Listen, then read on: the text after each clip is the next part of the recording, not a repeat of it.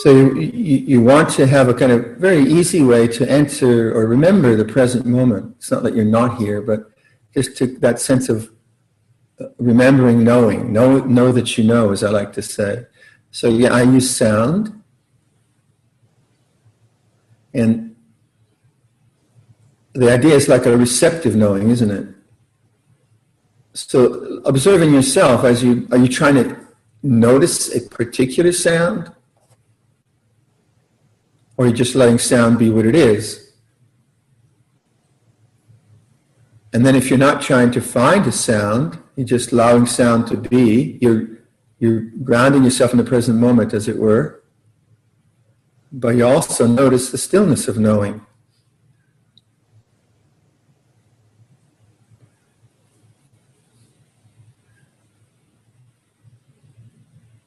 So like here, through the window, I can hear the wind blowing through the trees. It's raining every now and then.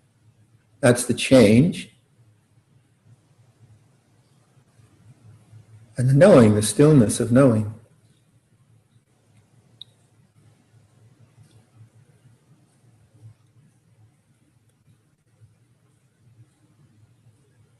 And then, of course, that's hard to sustain that because we go off into thought.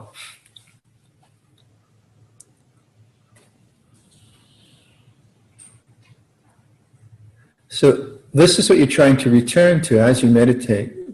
Whatever you're meditating on, return to that still knowing.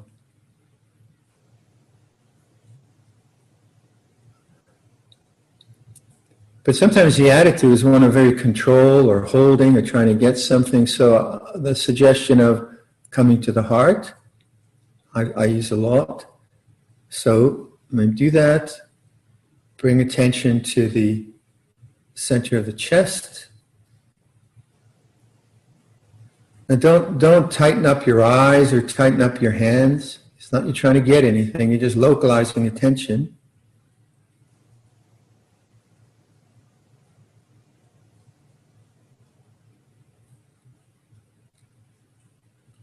And you can feel the body, and there's the stillness of knowing.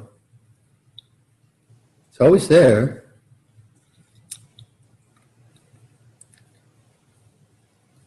And then the attitude of kindness is, I find, crucial or very helpful.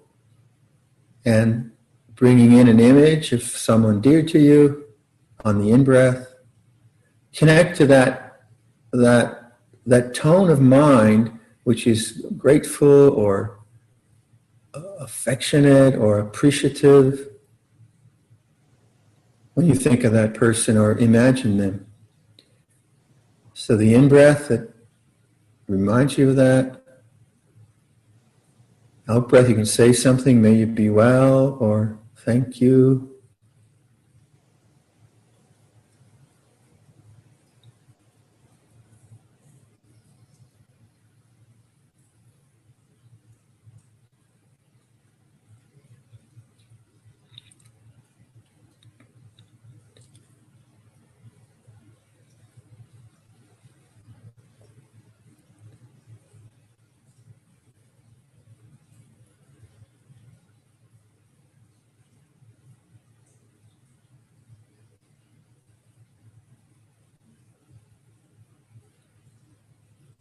And, you know, in meditation, there's this kind of no rush to get anywhere.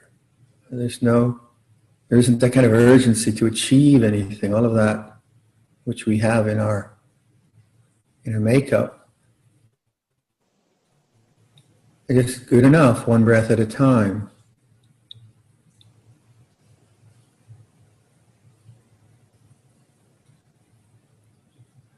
So having remember that attitude and feel the whole breath, which we sometimes call the breath body, the breathing from the beginning to the end, from the end to the beginning.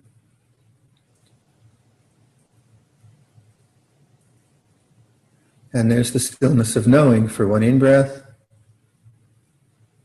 an out-breath, And you've got all the time in the world.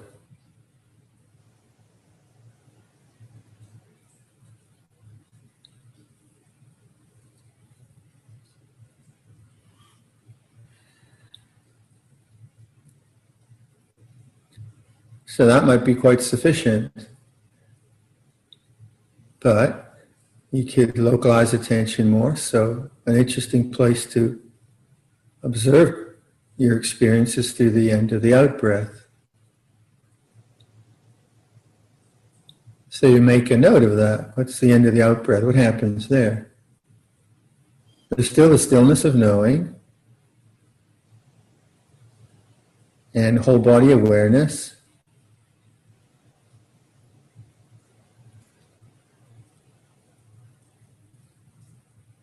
Maybe you notice that on the in-breath you tense your hands or your face, or your mind wanders at the end of the out-breath.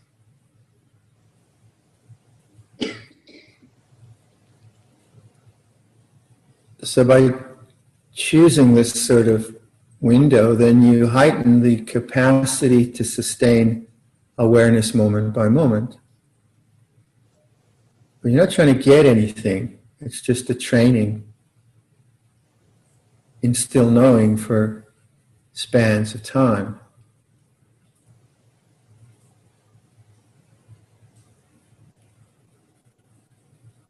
All right, let's, I'll be quiet and give that a go. See, experiment with your own breath. It's difficult to talk about the heart with the intellect. And so I was just trying to use different language with a sense of opening the heart. And again, this isn't, I keep repeating this, but this isn't sentimental. To me, sentimentality is something which is in thought. So I say, oh, what a cute puppy. And oh, that's nice, which is okay. And so on. But this to me is something that's, it's not like, it's something profound down here, and not that you don't feel that for the cute puppy. But maybe this is a bloke's problem more than a woman's problem, because blokes tend to look at the heart things maybe as, you know, kind of skeptical. They'll say it's kind of sentimental. But anyway, just to reassure you, it's not. So, Vivian, I was... So this morning at 5, I looked at the internet and it was down. So then I know that our internet antenna is by the workshop, and I know that sometimes it works there and doesn't work here. So I walked over there and it worked over there. And then I was trying to do something with the iPad and it didn't work, and I felt annoyance come up. So I was attentive to the annoyance arising in consciousness. And then I immediately went to, and I just stayed with the heart, and the annoyance disappeared, right? And I think what happens with, if I don't really know how to explain this in language, but to me, there is a way of participating in the world which is done through the intuitions of body sensitivity. Well, that was a good line. There is a way of participating in the world that is conducted through body energy sensitivity, because we have that. So we have a way of analyzing and commenting on our human experience, but also there's a way that we relate to it through the body and through energy systems and through, for me, very importantly, this area. So I know for myself, I can be attentive to something, but it's very much in thought. So there's a me attending to something, and somehow that still gives life to the something, because there's maybe, it's not so gross, maybe there's a comment going on or whatever, but it's kind of living in the realm of thought.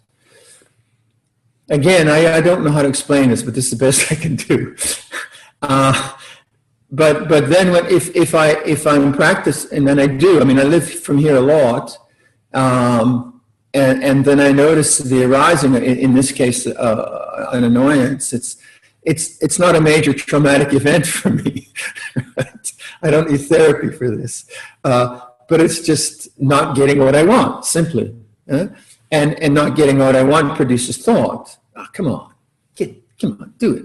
And then if I stay at that, kind of at that thought level, it doesn't cease the same way, although there's witnessing going on.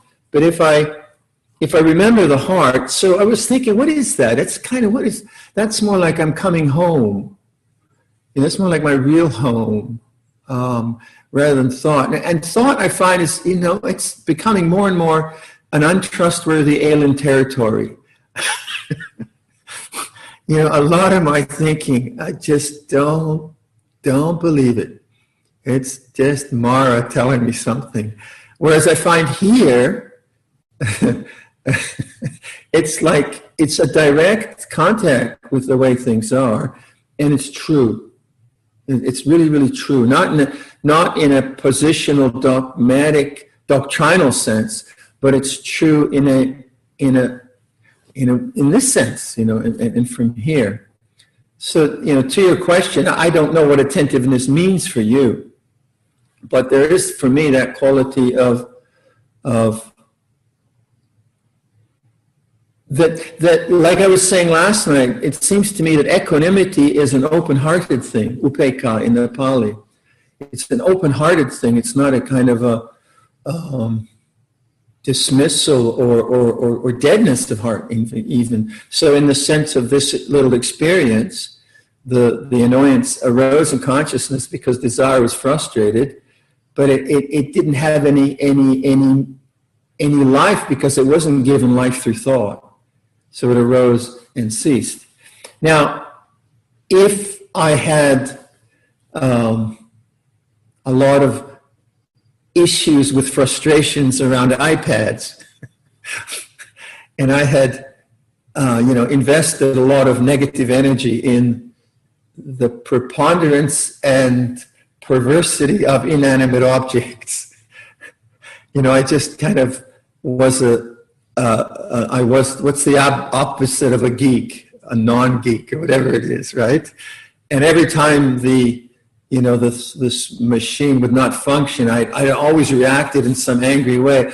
Well, then the annoyance would have much more baggage in it, wouldn't it? And that's what we call vipaka kamma, resultant kamma.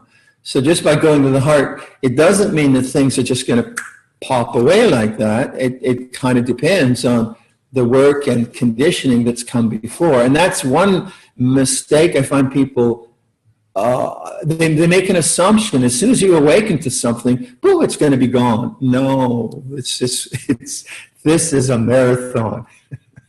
This takes a long, long time for most of us. So just the awakening itself to the way things are,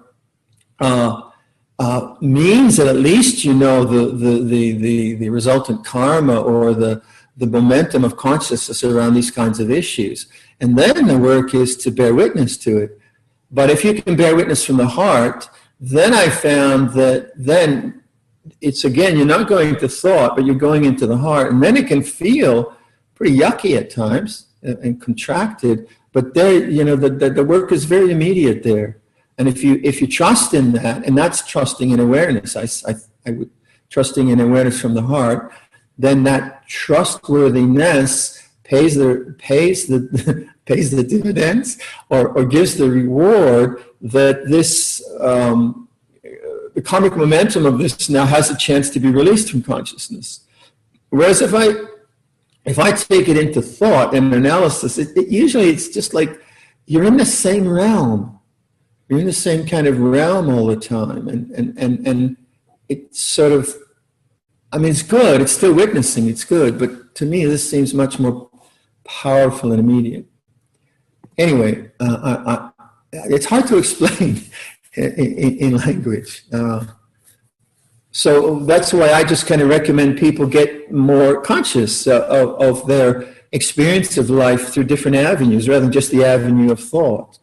And intellect and analysis and judgment and so on, that you can perceive life through other senses, other venues, other areas. Someone asked me about lying down meditation, and so those of you who've heard this a million times, please bear with me. But I think it's a very useful, we have a really good picture of lying down meditation floating around right now. Maybe Jane, you can get it up on the board one day. So lying down meditation, first of all like we say in the monastery, there's formal practice and there's just 24/7 mindfulness practice. And formal practice is always taking a formal posture, as it were. So if you think about sitting meditation, you're establishing a kind of clear structure for your sitting. You know, you have your zafu, and maybe you're getting your knees lower and your hips are pushed forward. You open up your spine and your chest, and you're getting well established, and you're trying to figure out how to do that in a chair. And then you're making a resolve to not fidget, not move around. This is the formal posture, right? And that is very good because it sets up your mind. Okay, now I'm meditating. And yet, if you're just going to sit in a chair, and it could work, but you could just be, I'll just sit in a chair and meditate and kind of fall asleep. And so the kind of discipline or rigor of the formal posture kind of reminds you of what you're doing. Because the problem is forgetfulness, isn't it? So it kind of reminds you. So in the same way, if you're doing lying down meditation, you want to take on that formality, you know, make that, register that in your mind. Okay, this is a formal posture now. I'm meditating, right? And then I just was speaking to someone who was learning to do this. They tried doing it on a hard surface. I think it was one of the monks actually. And I said, no, you can't meditate for 2 hours on a hard surface. And sure enough, his heels were sore, and it was too difficult. So it almost sounds like cheating. You mean you're going to go to bed and meditate? Come on, that's too easy. You got to have pain for gain or something like that. But actually, it is difficult to stay awake. So, you know, it doesn't work for everyone all the time. But there are some times when you have lots of energy. You have lots of energy, but maybe your body you don't want to sit.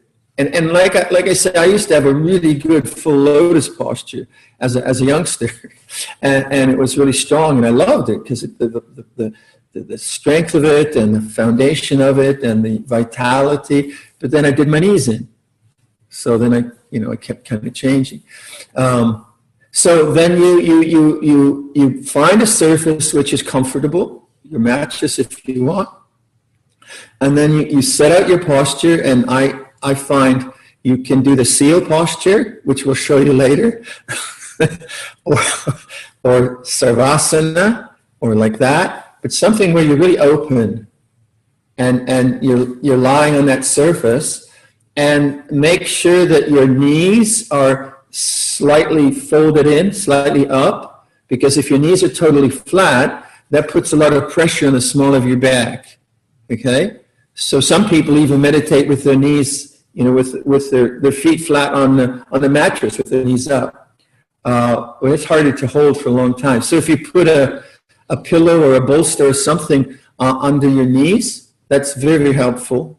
And this I'm considering that we're trying to meditate for longer periods. This isn't kind of like a 20-minute snooze, which I just had.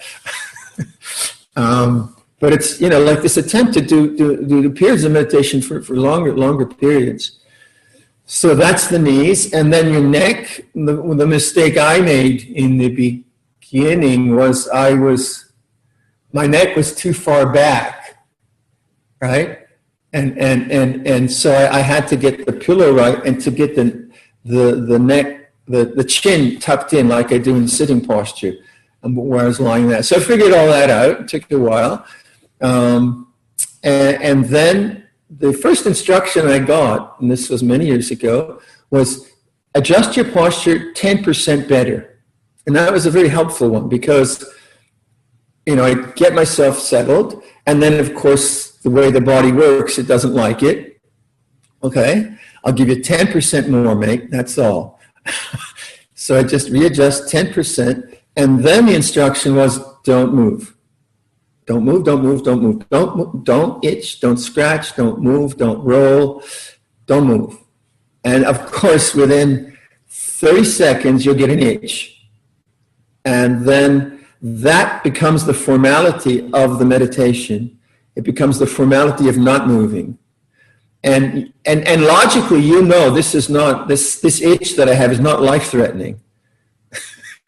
I do not have to move, right? Whereas when you're sitting in meditation, your knee hurts, oh, this is life-threatening, I have to move. I have to get out of this. So you know darn well that this desire to move, you can sit through it. Or so you can lie through it. And then what happens is that this desire to move is not followed, and the body begins to feel like this. You get a sense of the body in awareness. You get a sense of like whole body awareness, a body as changing vibration and sensation, and then because you stop deliberately moving, and one of the things that happens, people find it very difficult not to roll on their side, because that's the posture of annihilation called sleep. So when we want to annihilate consciousness, we just roll on our sides, hopefully. And there's a desire to do that, because or to go to the fetal posture. Now you're going against that, all those signs of falling asleep, because you're not falling asleep, right? I hope. And so you sustain that posture without moving. Then you might get, it's very common to get like energy releases. So you'll get like, what happens to me, I'll get a little pinprick of energy, like a little pinprick maybe in my arm or something. And then and it's very hard not to move. Not very hard, but the one wants to move. And then if I just let that be what it is, and then the arm will flick up. Maybe the legs will flick up, and there's oftentimes a kind of release of energy. And then the body settles into that even more. And then it becomes actually quite interesting to be able to sustain the posture for a long time. You can, in this posture, if you learn it, you can learn to be awake in sleep. This is quite interesting, because what happens is as you become more proficient at it, even, you know, you might be tired, but you're very awake, and you get to the point where you're awake, but you can't move your body, and then you know the body is asleep. Yeah?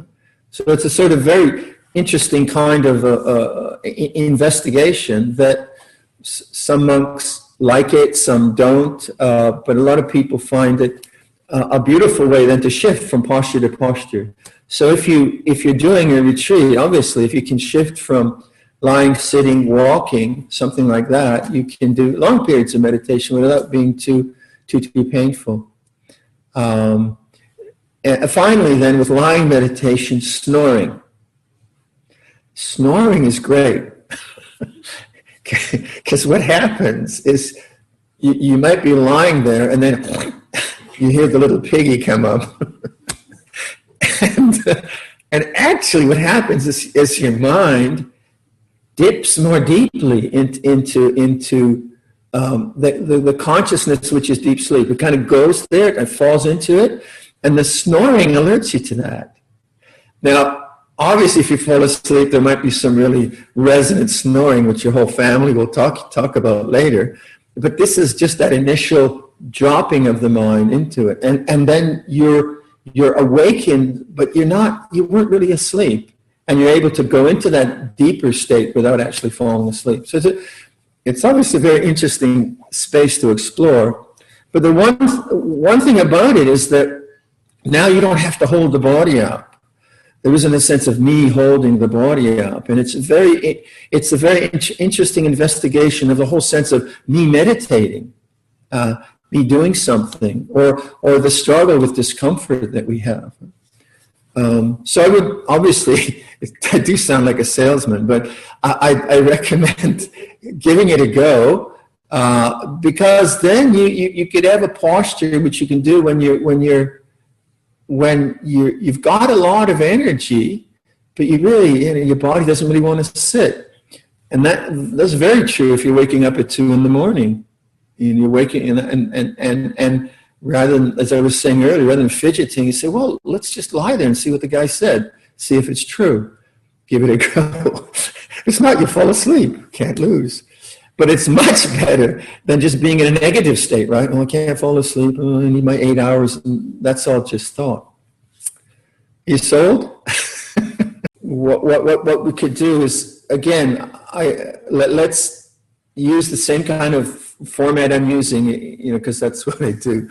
But come to that sense of open-heartedness, and then do like a whole body meditation where we like sweep through the and get a sense of awareness of the body as in awareness, which is helpful for the lying meditation. Anyway, I can explain that. Okay, so take a posture of your choice.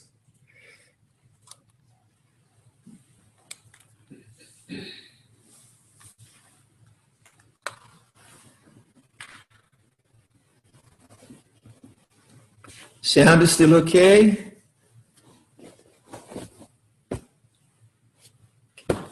Okay.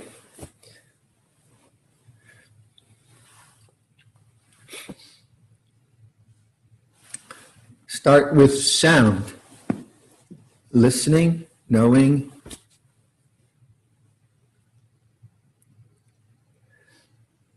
A receptive awareness. Let the sound come to you.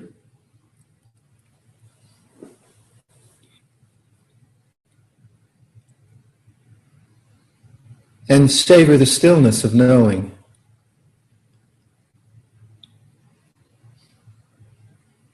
So there's the movement of sound, the changing nature of sound, and there's the still knowing.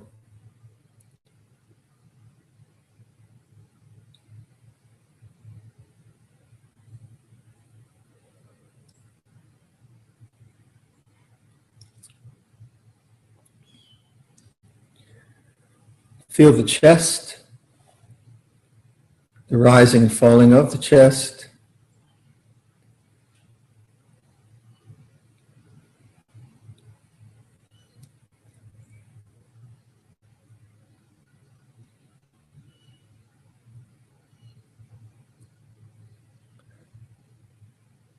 And tune in to the sense of kindness that we've been talking about. So if you want to use the image of someone who's dear to you, in breath, feel that endearment, feel that kindness when you imagine them. And then sustain that sense of kindness from one breath to another.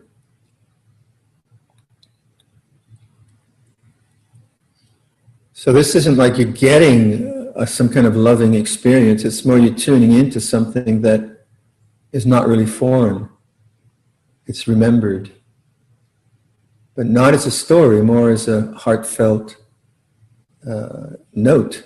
You're tuning in.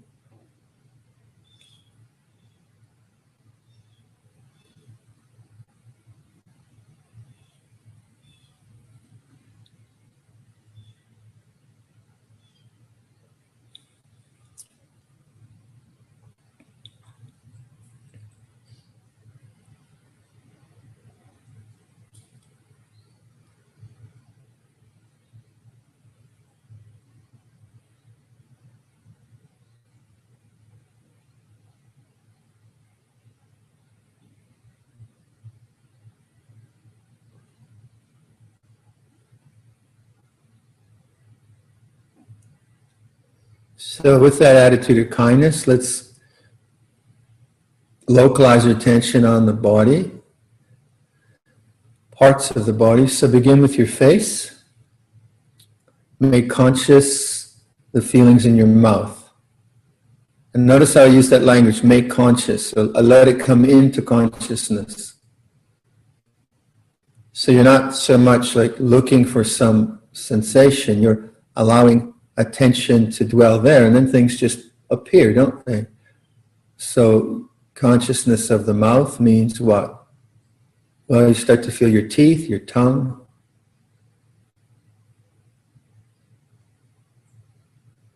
So that kind of comes into the screen of consciousness.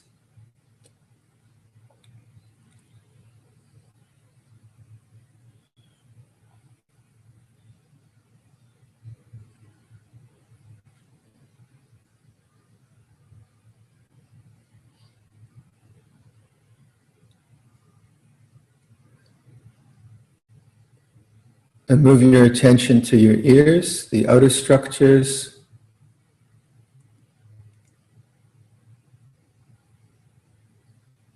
and the ear canal. Let that become conscious. So sometimes you feel very obvious things, sometimes there's nothing much there. The most important thing is awareness. So it doesn't matter really the quality of the sensation.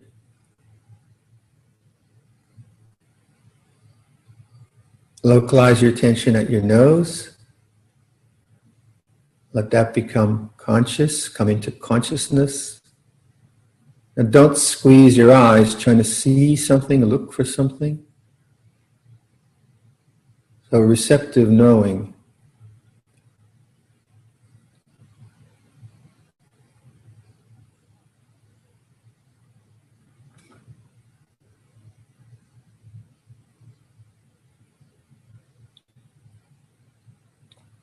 Your eyes, the eye sockets, the eyes themselves.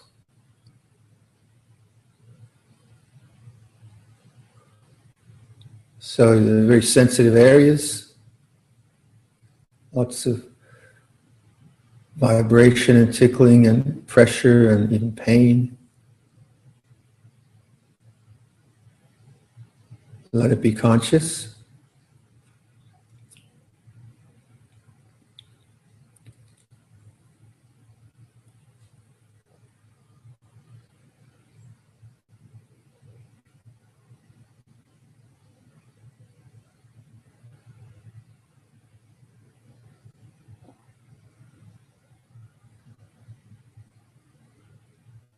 And your temples, the top of the head.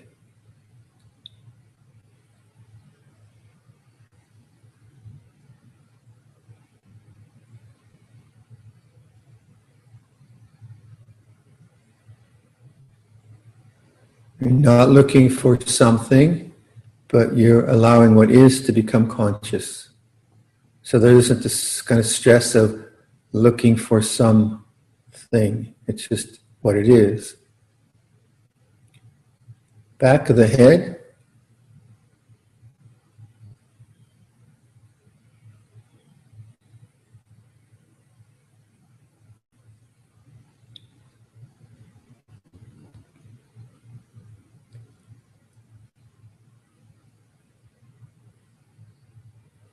And then feel your whole head.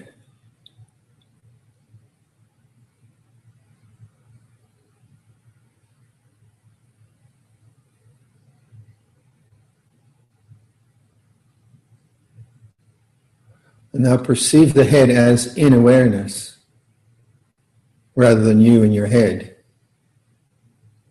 So that gives this perception of space to awareness, rather than me, my body, my head, that kind of perception. So the feelings, sensations changing are in awareness.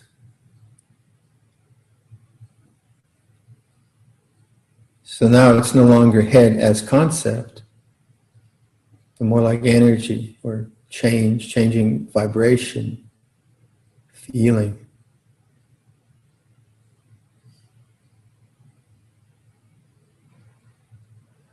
Feel your shoulders, upper arms, elbows, lower arms, hands.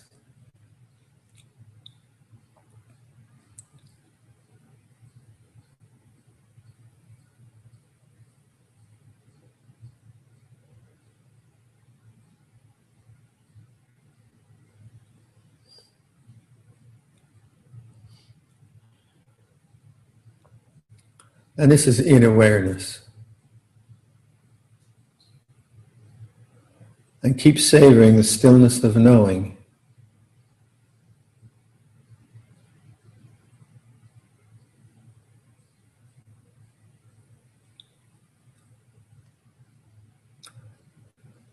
The chest.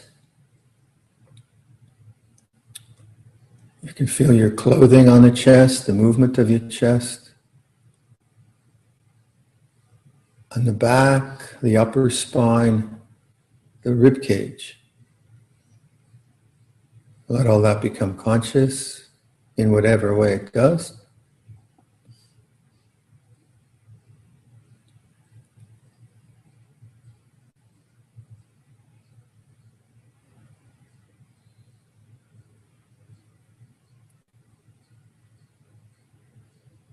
The abdominal area, the skin, the lower spine, the lower rib cage, the organs in the abdominal area.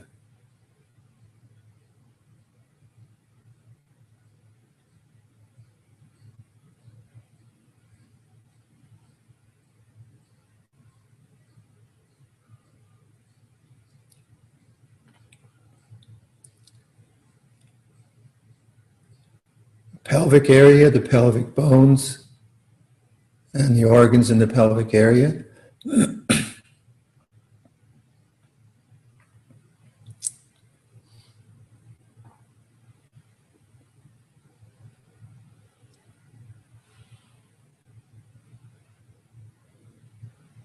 Notice we're not trying to achieve anything with this, we're just sustaining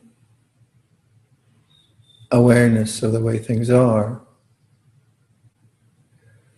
Hips, thighs, knees, legs, feet.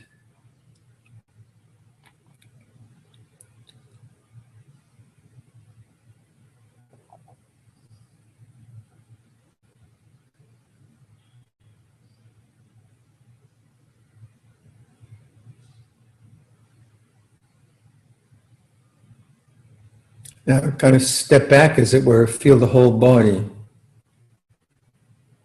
Again, not a concept, but as changing temperatures and vibrations and pressures and pains. And so I call this whole body awareness. And this is in awareness. This experience is in awareness.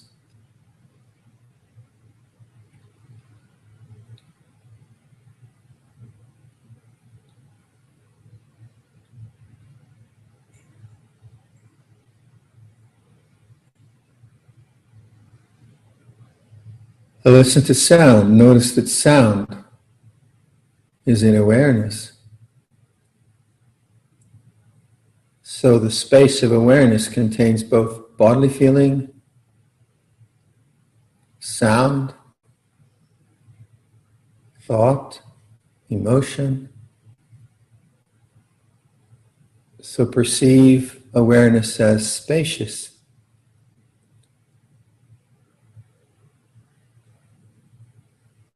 Body in awareness, whole body awareness.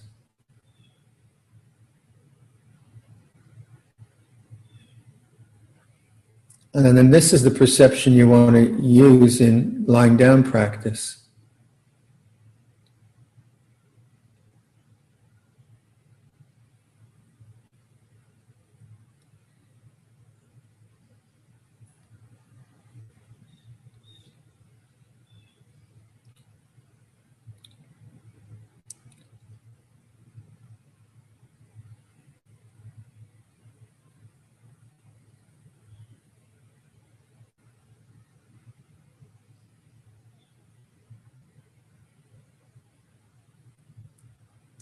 Now let go of choosing any particular object and just be the knowing itself. That's hard to describe in thought. Be the knowing.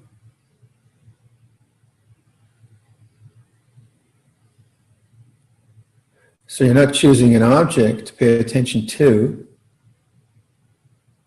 And so the objective world of experience is changing. You hear things, thoughts come and go. And there's just this witnessing, witness of change. Knowing change. And then the knowing is the unchanging.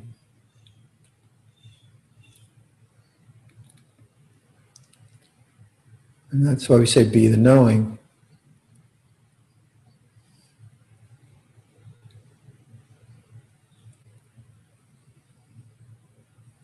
And then finally, if that becomes too, you get too distracted by thought and you want to ground yourself, then go back to the breath, one breath at a time. Compose and collect the mind on the breathing.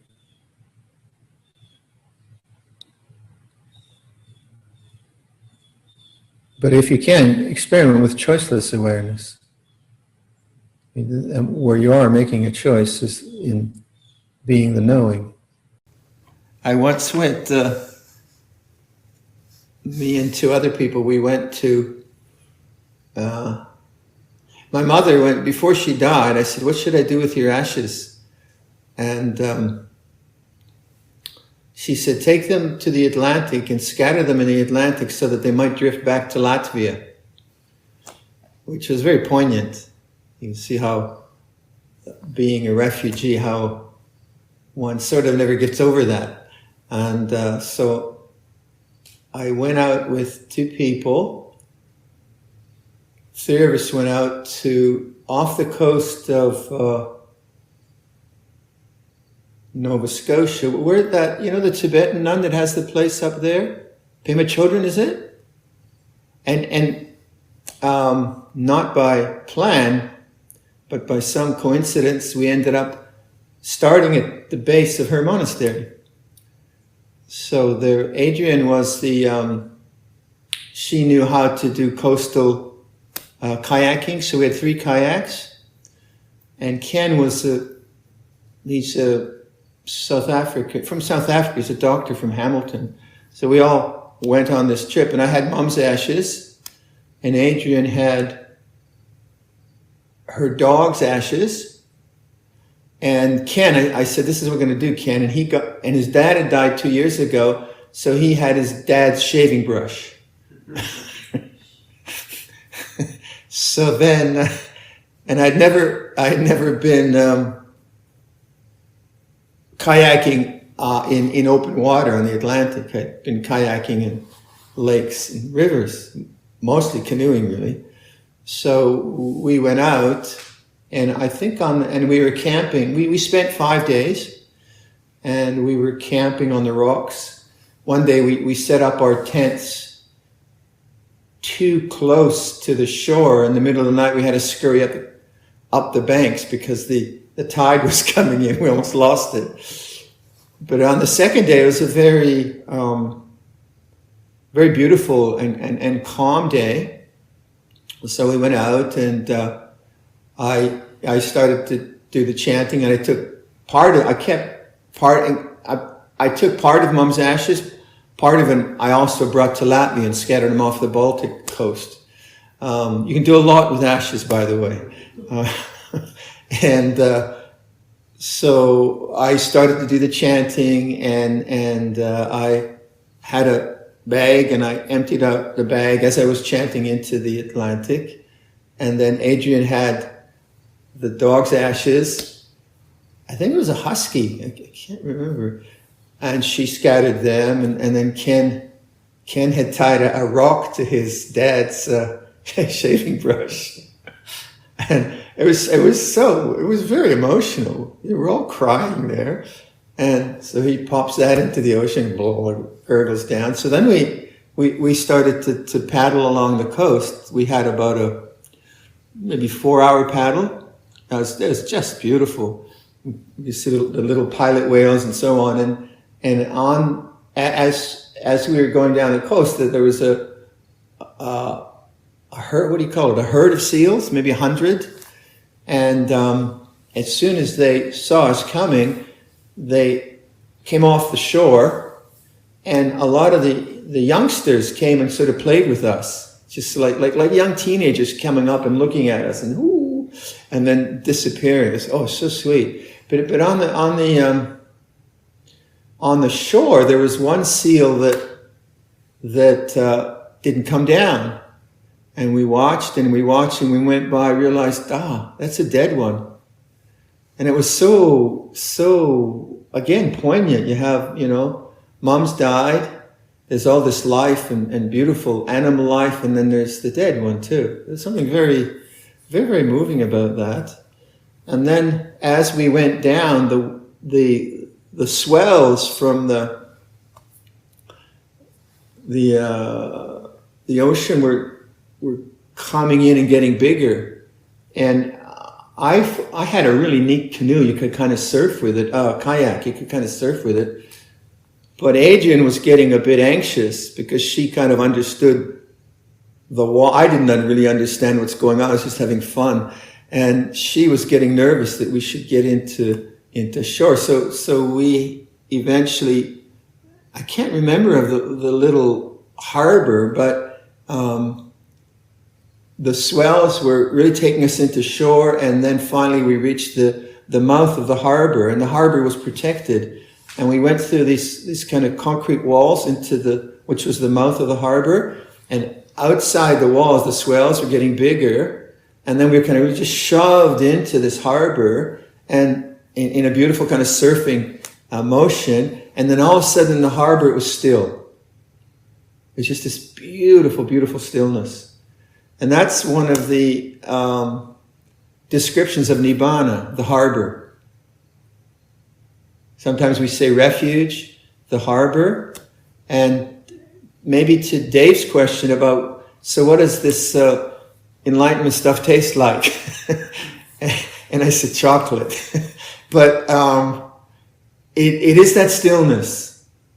You know, I was thinking, what could you say about that? Because any words are always dualistic. It's like, it's happy, then it's not sad. You know, you kind of get into the dualism of experience. So this isn't so much an experience that you try to find, but it's something that you notice that's there all the time. Otherwise, it would not be transcendent. It would still be contingent. So this cannot be contingent on experience or circumstance. And that's why it's always, when we talk about the Dhamma, it's always here and now, not a matter of time. We do that kind of chanting. Not something that you search for. It's something you realize is. Language is difficult. So, but that's why the language is around like imagery. So the harbor for me, it was just such an insight. Yeah, that's why they say harbor. It was so safe. It was refuge, right? And the contrast from the increasingly frightening waves that were coming in. It was nothing really, you know, it was compared to what the Atlantic can do, but you felt the power of that body of water. You don't want to be out there unless you're a whale. But in here. And so the image of sensory experience is that it's dangerous. Now, you know, it's also fun. The swells of the water are fun and so on. But the idea is that the danger is that it's born and dying, born and dying, born and dying. And then you have the stillness, which isn't born and dying. And the closest I think we can approximate that, not approximate it, maybe notice something, is when I ask you, listen to sound, and then savor the stillness of knowing. Because the knowing is still, isn't it? Then the thought starts up, right? And the thought is usually habitual or based on trying to get something or get rid of something. And that's why we're a bit down on all of that. Huh? So it's not a question of sense experience being bad. It's just you won't find the stillness in the movement, let's say. But in the movement, you can notice stillness. If you see what I mean. So I'm saying, listen to sound, right? But also notice the stillness. Or usually if I'm interested in a piece of music or oratory, like I like to listen to oratory because I do a bit of talking. So I enjoy Mr. Obama's speeches, just listening to him, and Dr. King and so on. So then I'm listening to the object, and I'm concerned about the object, its beauty or whatever it's done, which is fine. But then I can also do something else. I can listen to change and not be concerned about the quality of the object, but notice the stillness of knowing. See? So then if you take that to your meditation, the quality of your meditation is going to change. Every meditation, even during the meditation, sometimes it'll feel restless, and sometimes it'll feel whatever. But if you're interested in the harbour rather than in the qualities, then you'll kind of understand the project. So then like Vasa's question about restlessness, okay, those are the waves, but where is the harbour in the waves? And that's the stillness of knowing. Those are, for me, they're very, very good images. So the last meditation, that's what I was kind of encouraging. Listen to sound, savor the stillness of knowing. Feel your body, savor the stillness of knowing. And then if you can do that in complex situations, if you're in a family situation and there's maybe like I've heard that a lot of parents who are older now are living with their kids who are 20 or 25, and the music tastes I heard are different. So I've heard rumors that someone of maybe 60-ish years old might have a daughter who likes rap or whatever the music is nowadays, and you know, that to me would be quite disturbing, all that kind of boom boom boom kind of stuff, and yet there you are in that situation, and it's not bad. But if you think, okay, in this boom boom boom sound, is there stillness? And if you can come to that sense of oh, it's like this, you start to notice the stillness within the movement. It's more difficult there because it's so disturbing. Then take like a difficult emotion, then it's even more difficult, right? A more contracted thing. So my suggestion then is the more you can bypass the intellectual processes, the analysis, because that's very kind of, we're well trained in analysis, but sometimes we take that as the last resort, and it doesn't work. You know, we're so trained in analyzing problems, and we think there's a problem, and then we try to figure it out with thought, but we're just in the same realm all the time. Whereas if you can just feel something strong in yourself through the body, through the heart, you bypass that judgmental, all that stuff, and you're directly with it. Because thought is not anger. Thought mediates anger as storyline, as narrative, as analysis. But anger itself, say, is different. It's not a thought. You know, it's visceral, it's in the body. And the more you can get directly in contact with that, I think the more that you understand. And you understand in a way which isn't analytical. You understand that this is something that has arisen, has endured, and has passed away. That's right understanding, yeah? Which is the same right understanding all the time. So each time you have a more strong experience of something and you enter into that witnessing, you understand. You understand it's like this, that it's changing. Rather than right understanding being some great experience that, you know, blows your head off and then you understand the rest of your life. That kind of, like an acid trip or something like that. It's different. It's not extreme in that way, right? It's more like, it's actually quite, awareness is actually, it's so ordinary. It's so terribly ordinary. You think, well, that can't be it. You know, it has to be more than that. And so then we often don't trust in awareness of change because it seems so, big deal. And we want something, and the desire mind then seeks something. But the only thing that desire can find is another contingent object. So you think about that, like the harbour. It's a really neat experience. So let's do some meditation. I'd like to maybe set it up with that idea of that things are moving in awareness. Trying to get that idea, and again emphasize the heart.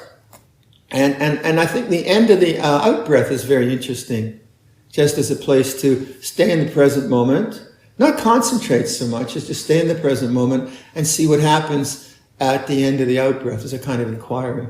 It's not just a matter of willfully sitting many hours. I think young monks do that. They kind of clock in as many hours as they can. And Ajahn Chah used to say, well, the water buffaloes stay still out there for 8 hours.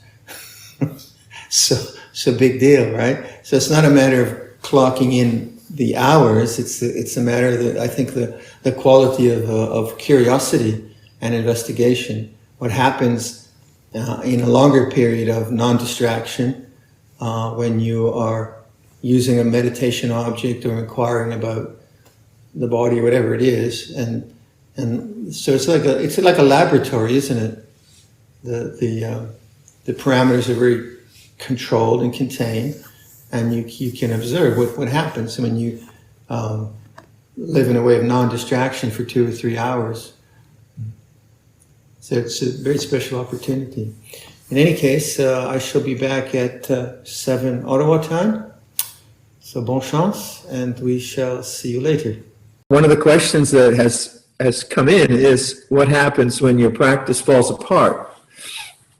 What happens when you've put so much time into various skillful means and lived a good life and so on, and then just life gets really complicated or difficult or painful, and that happens. People get very, very sick, and they're get betrayed, and they're burnt out by having to care for others, and sort of the kind of not extraordinary extremes that we face as human beings, and it's very disheartening if somehow all your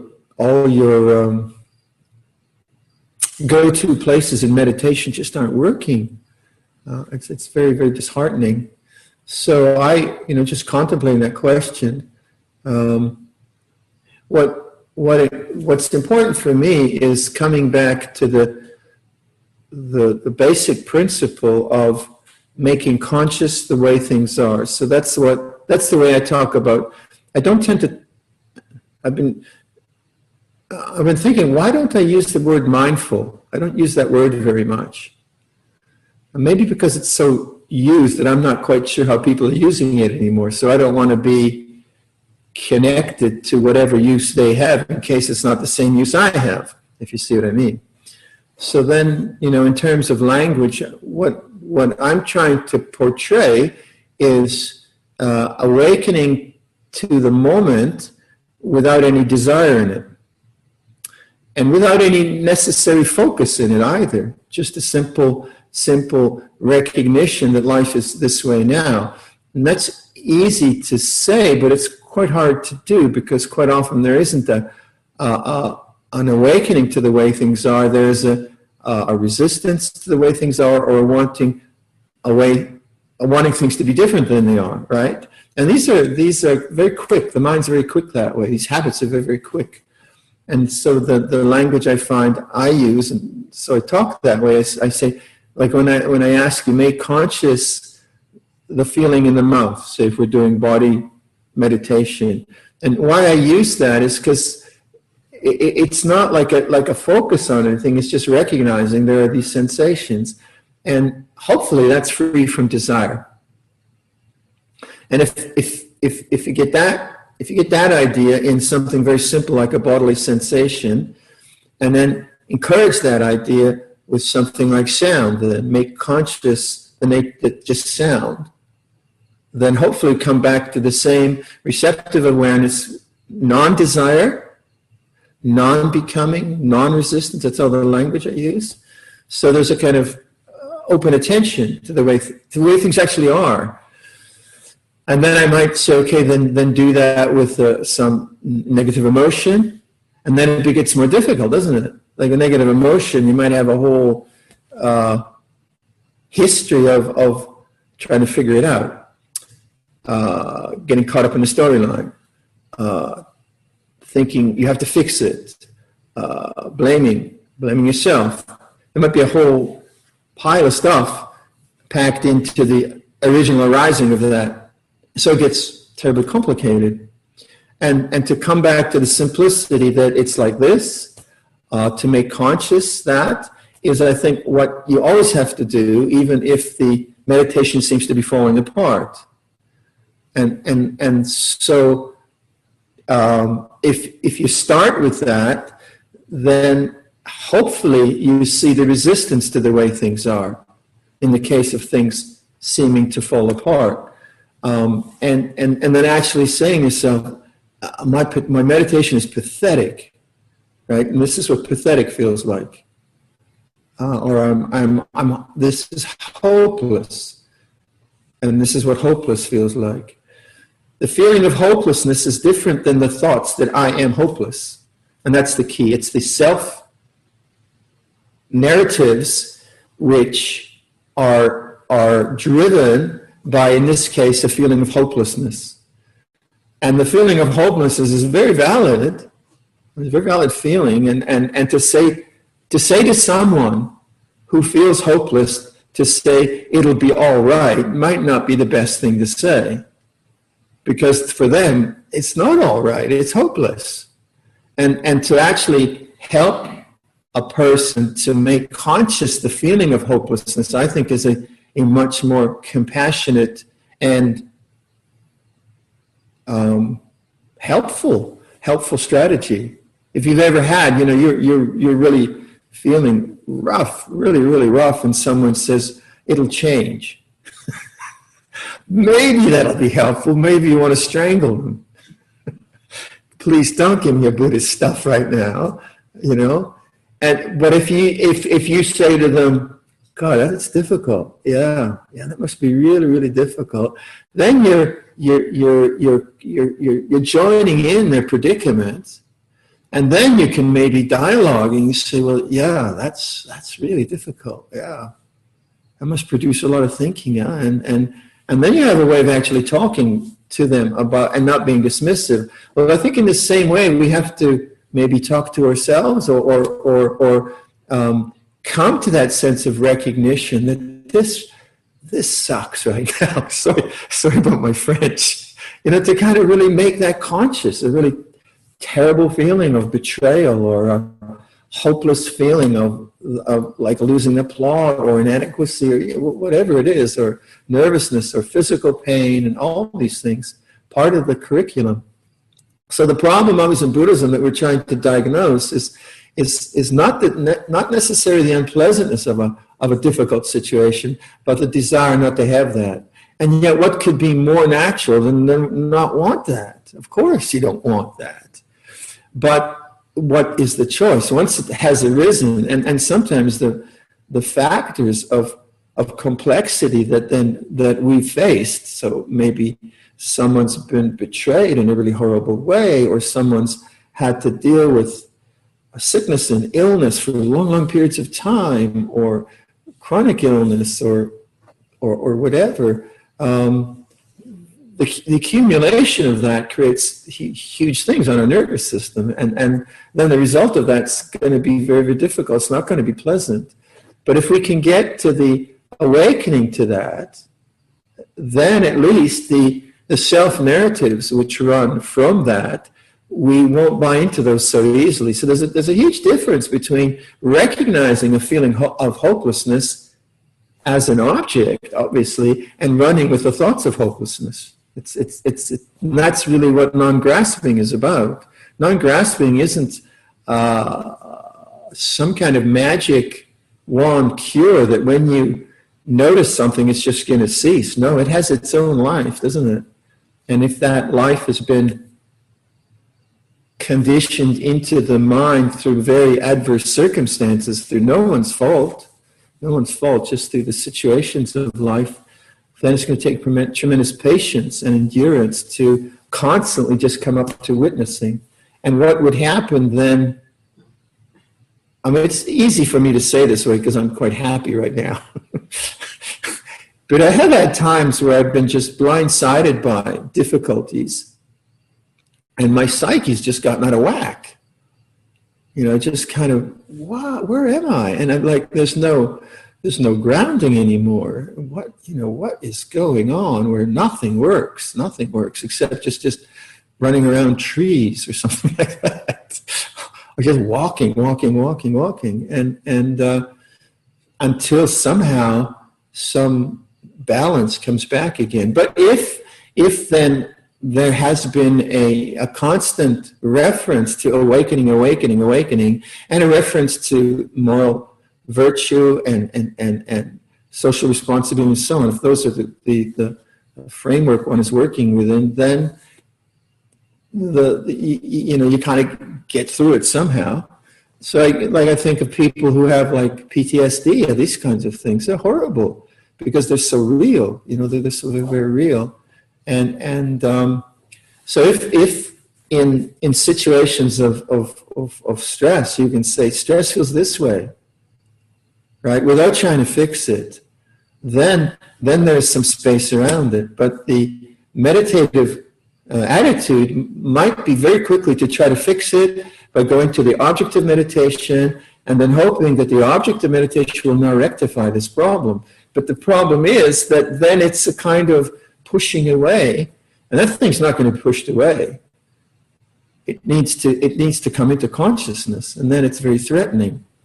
So the way of non-grasping is the way of knowing without all the narratives of thought. So the ideas of grasping or attachment in Buddhism is always around self-thinking. It's not about the experience itself. The experience itself is seeded by previous events, right? That now are triggered into consciousness or are constantly being triggered by circumstances, and then that's natural. That's neither good nor bad, but it is painful. And then the self-thinking picks that up in whatever patterns it does, like this is hopeless, or I'm terrible, or whatever you want. And that's what you have to work with. You have to work with the self-thinking and try to see, yeah, that's what the self-thinking is going on, but what's it really like, this feeling of, say, hopelessness? And then you're coming back to the grounding of the awakened mind, and you have to do that, until its power dissipates. And notice how that the sense of a personality is just a thought, but it is a thought. So that, like, if you have, like I was saying about self-doubt, was it last night or whatever night, and that comes up, then self-doubt is a mood, it's a type of mindset, but it only creates a personality through thought. And if I can see that mindset and have that awareness of this self-doubt, then it has no fuel to keep going. It has the fuel of history. So if I've been a strong self-doubter for many, many, many years, then I finally get some space around it, then it'll come up a lot. But the only problem with it, actually, the problem with it is the I thinking, me thinking, my thinking. And that's what we mean by attachment. So that's when we say this is empty of a self. That's the language we use. But that thought pattern is not really accurate because it can be known as an object in awareness. So we're not saying there's no self, because there is, but we're not saying there is a self. We're just saying that this particular arising of horribleness in whatever way it might be is not it's not a personal essence. It's a natural phenomena, painful natural phenomena, and the running with it with thinking makes it worse, and is a wrong perspective, is a wrong view, is wrong understanding, because that's not who you are. There is no personal entity in that, but it is personal in the sense that you're experiencing it. So what do we try to differentiate between is the way I think about it in terms of language, there is individuality, but that individuality is natural. It's natural functions coming through consciousness, and that none of that can be my real home. Whereas awareness knows that, I begin to see, well, that's what I can trust. That's what I can really trust. And each of us has an individual pattern, right? And so if you don't understand this teaching of anatta, or not self, then of course you have the kind of Zen jokes where, the guy says there's no self, and the Roshi kicks him in the shins, and the guy said, why did you kick me? He said, there's no self. What's the problem? Then it gets really silly, right? There is individuality, and there is the individual formations of mind, body coming through consciousness. That's natural.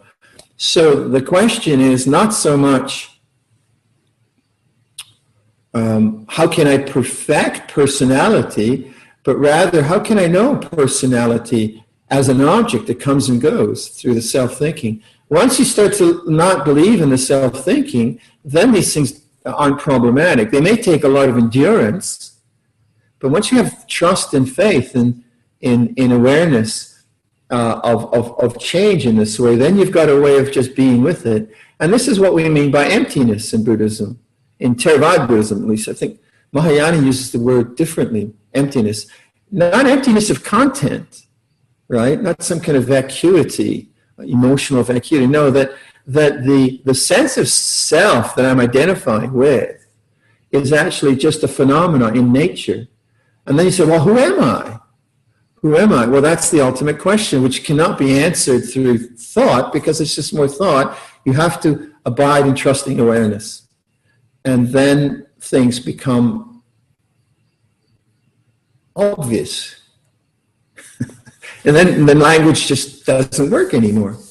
So trusting in awareness of change then opens the heart to what Lompo Cha would say is our real home.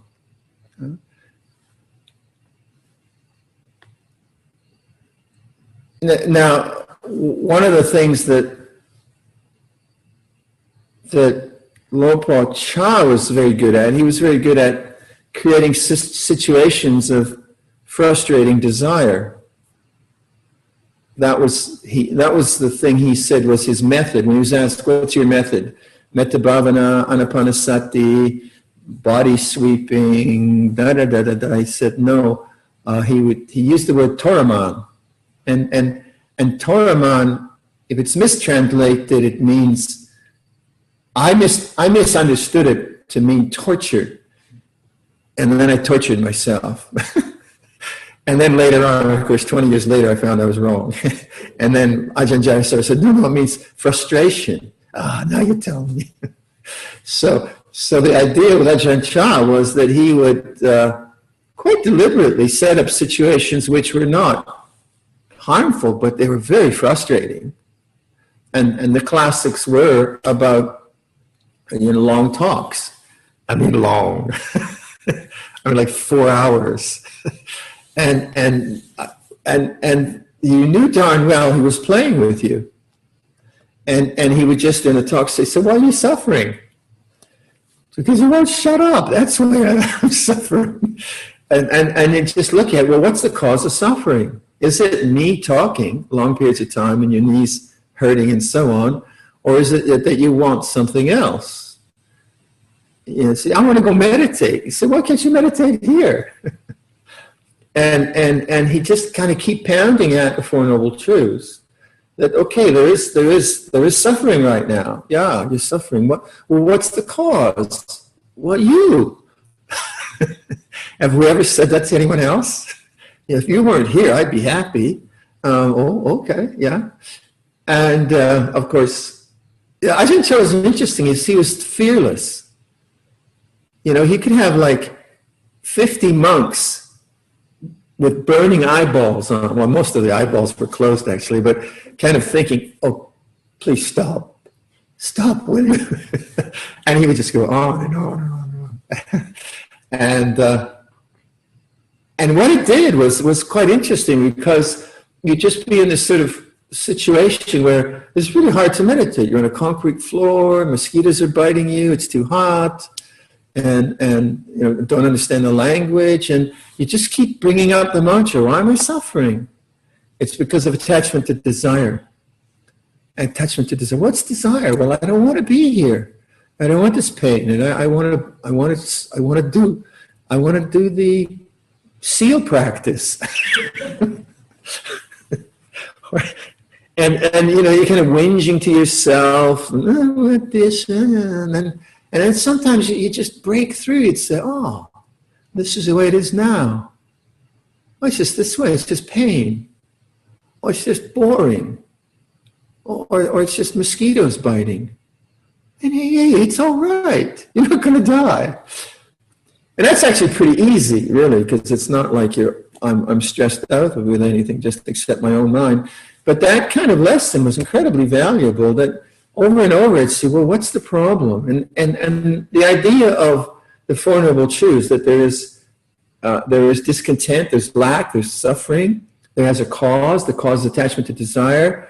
The end of suffering is the cessation of desire, letting go of desire. And the path is the awakening to all of that through the various ways that the path is talked about. And it's very much a medical diagnosis. You have a disease, and the disease is caused. And the prognosis, ladies and gentlemen, is good. There is health at the end of the tunnel. And that's the letting go of desire. So that's what you have to do in the contemplative life. You have to see, this is the situation. It's like this. And then you have to diagnose it. What do I want that I don't have? And what do I have that I don't want? And that's the contemplative query, a question, predicament. What is the problem here? And it's not the experience that's the problem.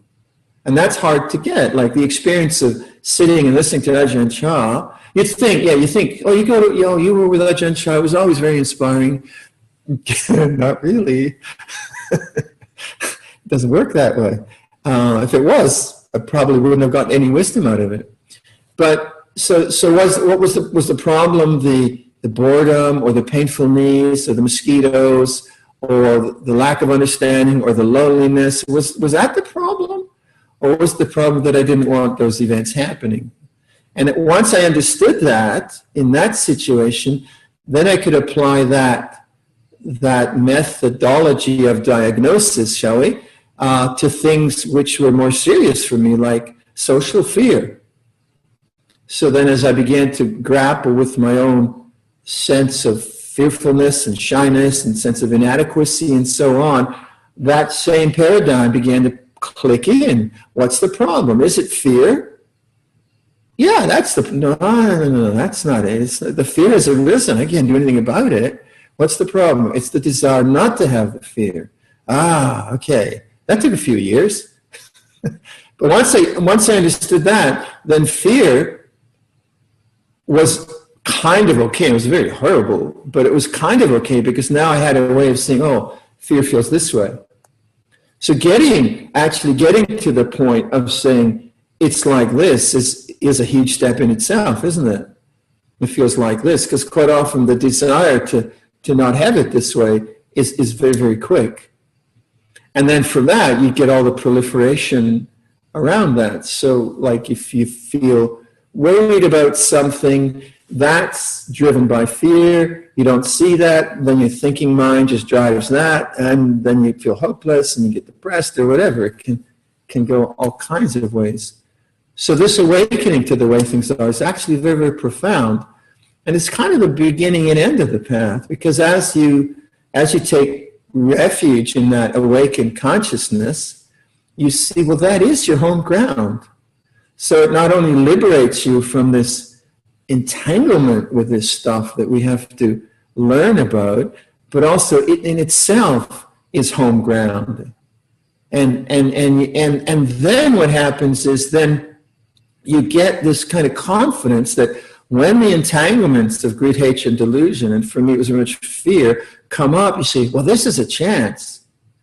This is a chance now not only to purify the mind, but really make that refuge solid.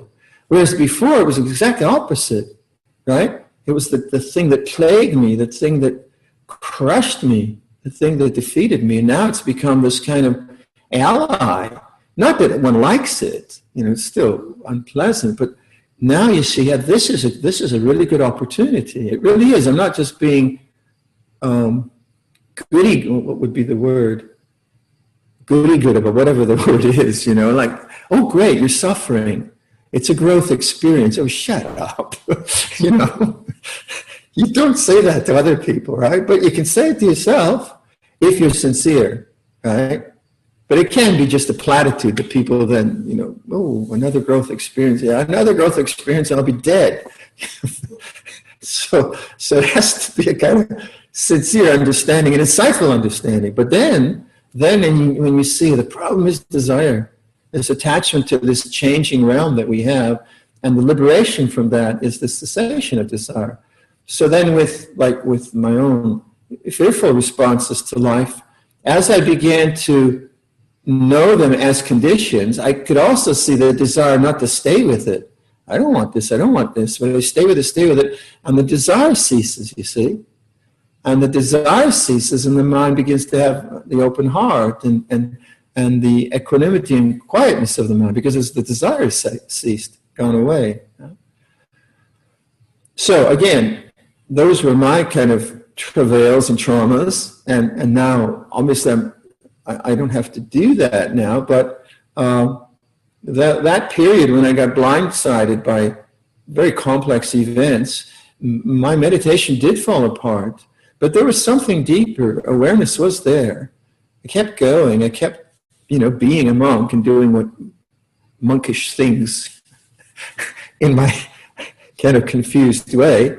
And people were concerned about me, and I was concerned about me, but somehow I just kept going. And I think what really helped me a lot was actually then taking care of my mother, because I was really floundering, and then all of a sudden my mom needed me, and then I had this kind of focus where it's just about service. It's just about service now, and that was really, really helpful. And then I had a kind of a very obvious objective of service, and a very beautiful object, to love my mom. And that kind of really helped me a lot. But it was difficult. It was a really difficult time. And I'd been a monk for quite a long time, so these things do happen. But if you have a whole grounding in this understanding, then it's kind of functioning subconsciously, isn't it? We say the practice clicks in. That's what we sometimes say. But if one's never done this kind of work, then it can just be very, very confusing, because you don't have the sort of background psyche and background viewpoint to be with these things. So to that person that asked the question, I'd say go back to the kind of when all else fails, read the instructions. And the instructions of the Four Noble Truths in the moment, not intellectually, but experientially, existentially. So what is it? What is it now? What's the desire? And then be with the confusion, be with the horribleness as an object in awareness. Again, it's easy for me to say, but kind of just to encourage that. Ajahn, I have a question about metta meditation. Yes. So it's obvious that when you do metta meditation, the benefits are right there and they're almost instantaneous. But I was wondering about the object or the person that you're sending metta to. Right. Do they receive? Is there a fallback on them? Do the benefits spill over onto them? Well, if you send them an email that you were sending them metta, they'll feel good. Right. If you don't send them email, I don't know. So do both. Send metta and an email. You've got it covered. But remember that I don't think that's a particular. You don't find that way of talking in the texts. Because the thing about that, you're assuming that there are a you and a them. And in Buddhist philosophy, that's already problematic. Sorry. Anyway, not that I want to destroy your relationships. But at one level, you feel really good doing that. Yes. Right? And that's a lot. And then when you talk to them, that's a lot too.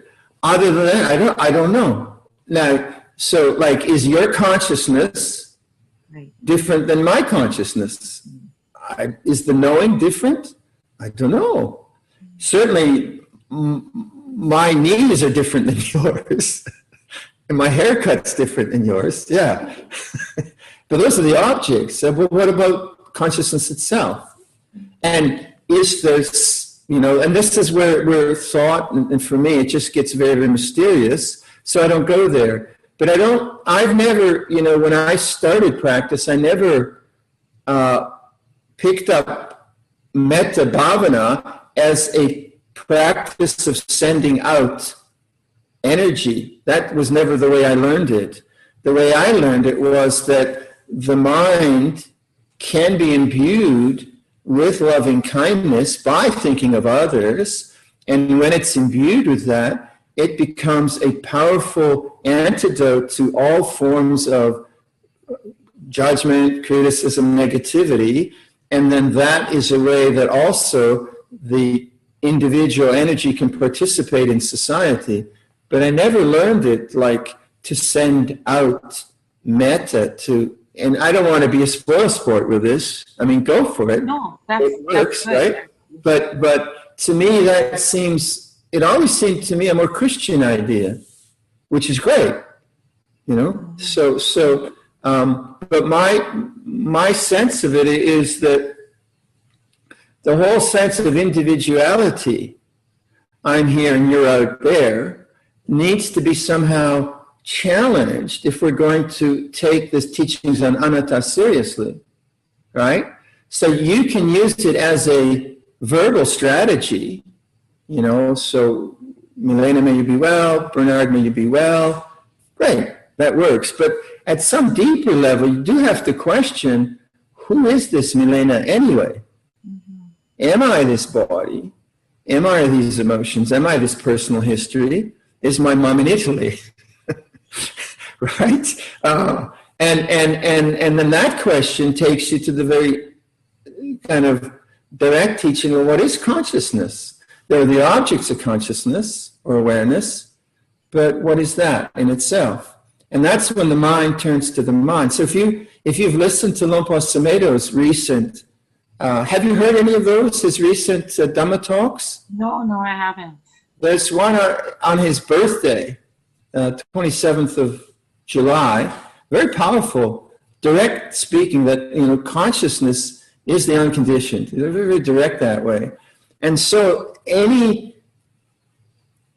form of self-identity with this mind and body is challenged by that teaching. So you don't want to perpetuate that. You don't want to dismiss it. So that's when we talk about relative truth. So relative truth or conventional truth is the conventions of individuality that we all have. And that's true. You know, that I am at Tisurna and you are in Montreal. That's not untrue. But is, you know, that sense of self-identity, is there a real I there, me, in this experience? And that's what we look into. And each time we look into it, that sense of personhood, you know, it vanishes, and there's the emptiness of knowing. But it's not vacuity, right? It's vibrant, it's alive, but it isn't self-identified with this mind and body. Does that make sense? Yes, yeah. Perfectly. Yes. Again, I don't want to be a wet blanket on these practices of sharing merit and so on. I think they're great, but that's just where I come from. Yeah. Mm-hmm. Okay? Thank you. How's Bernard doing? Oh, he's fine. He's really well. Yeah. Is he in China? No, he's not in China, but yeah, he'll be going to Alberta soon to work with an Indigenous artist there. Oh, lovely. Very excited about that. Yeah. Okay, nice to see you, Milena. Thank you. Ajahn, a few questions have appeared on the chat line. So the first one is from Beth Bauer, and Beth asks, can you talk a little about ignorance? About? Ignorance. Ignorance. Okay. So in a Buddhist sense, one of the ways we define it is when in that which is impermanent, you see permanence. When that which is not a self-entity, you see a self. And that which is unsatisfactory, you seek satisfactoriness. So it's around the three characteristics. So when in that which is impermanent, you see permanent. So let's say you feel inspired by the, you have a meditation which is really neat, finally. You know, you've been waiting for years. And finally your mind is like blissed out and like, oh yeah, this is what the books are talking about, and I've made it, yeah. And the next day you sit down and your mind is absolute twaddle. You ever had that one? And it just, what happened? I lost it.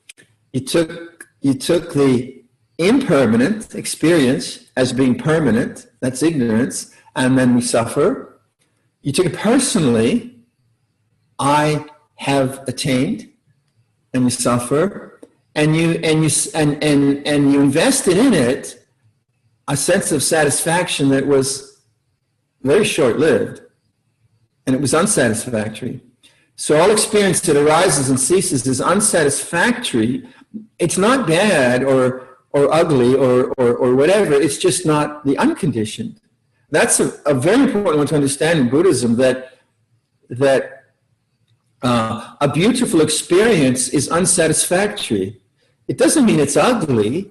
It just means it will change, right?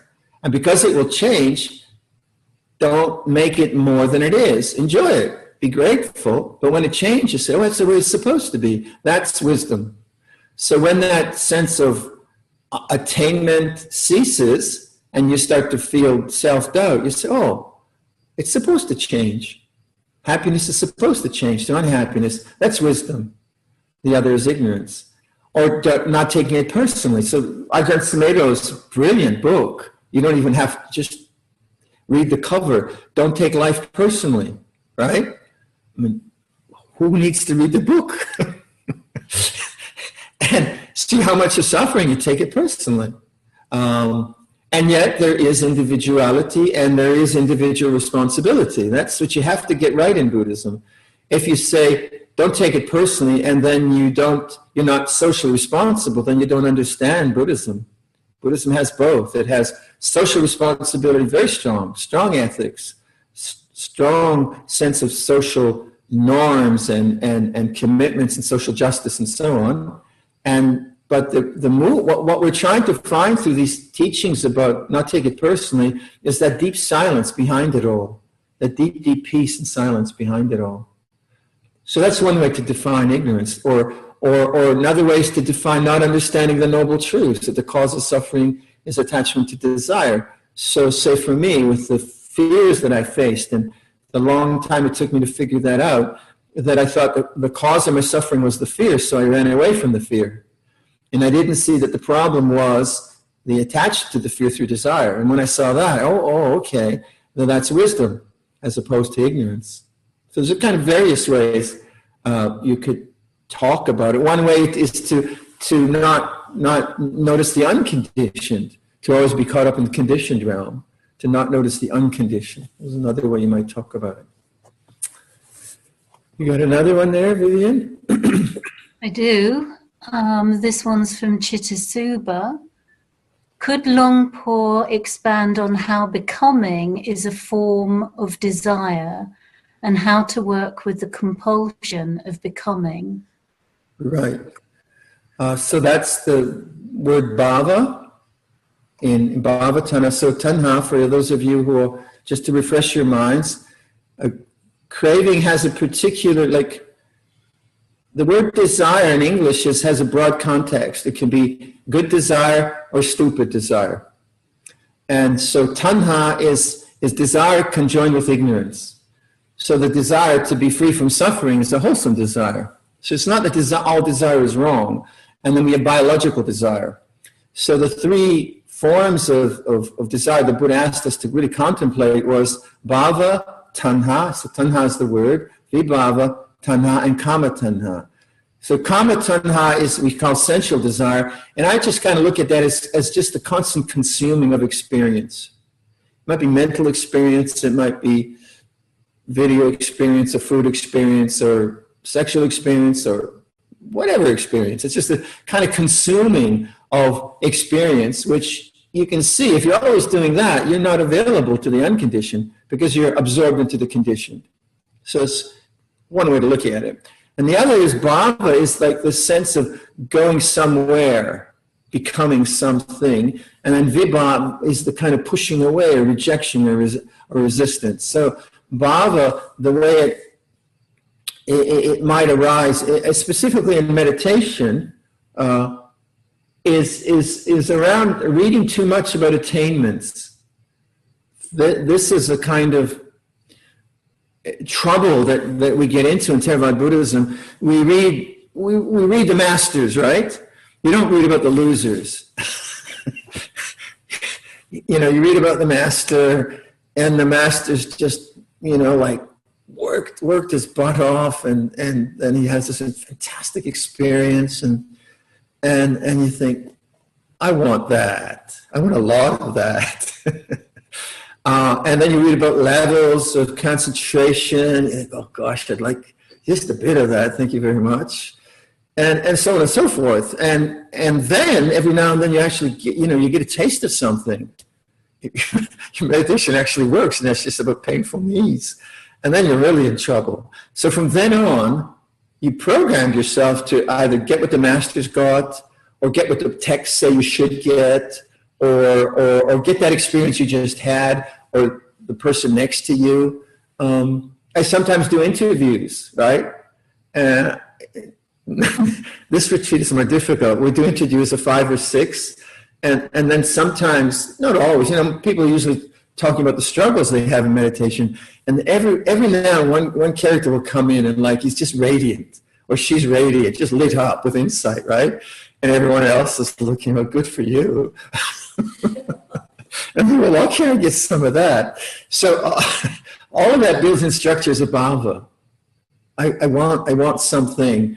And then that's very insidious, that you sit down with this sort of agenda in the back of your mind, either to repeat the performance you had 2 years ago, or get that level of attainment or concentration, and then the attitude is no longer with awareness, it's with ignorance. And this can quite often not be seen. It's easy to joke about it in this kind of facetious way, because I think we've all been there, but I think we've also seen that you can be really, really trying and not actually notice that you're trying to get something. And that's why the kind of language I'm trying to use is the language of what's it really like now, and just like simple stuff, sound, or wind, or feeling of wind in your face, just very, very ordinary stuff, to get to that sense of non-becoming. And then what I find is very helpful then in terms of language, in the Noble Eightfold Path, we have right understanding, and then from that you get right thought, or right intention. And that kind of thinking for me is not analytical thinking. It's like just popping in the words which remind you of right understanding. So if you understand that the whole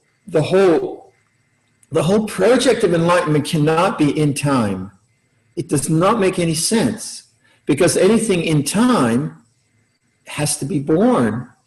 And if it's born, it will die. So your relationship to time becomes fundamental to your philosophical attitude to this whole business. That freedom, or the unconditioned, cannot be tomorrow.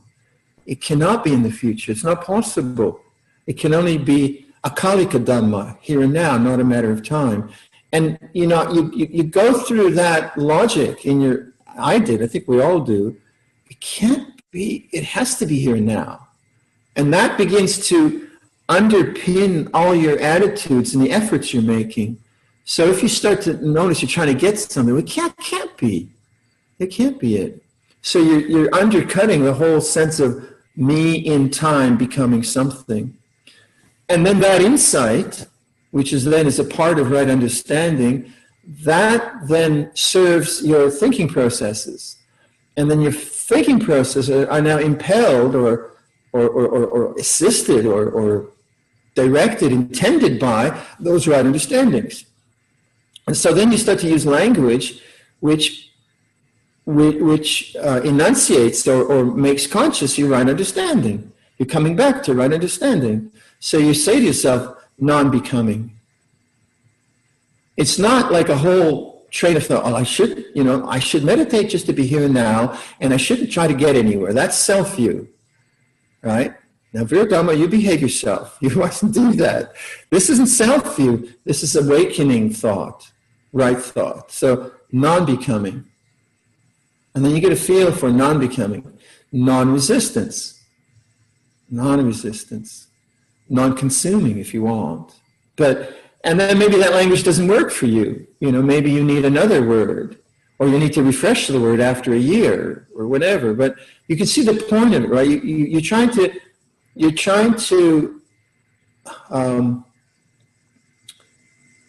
refresh your insights. Like on a computer, you get the refresh button, right? And the site becomes refreshed. I don't know if it feels better, but you do that with your own insights. You refresh them by using language. Non-becoming. I've seen that. I've understood that. Non-becoming. And you can see all that language then brings you into akalika Dhamma, here and now Dhamma, not a matter of time.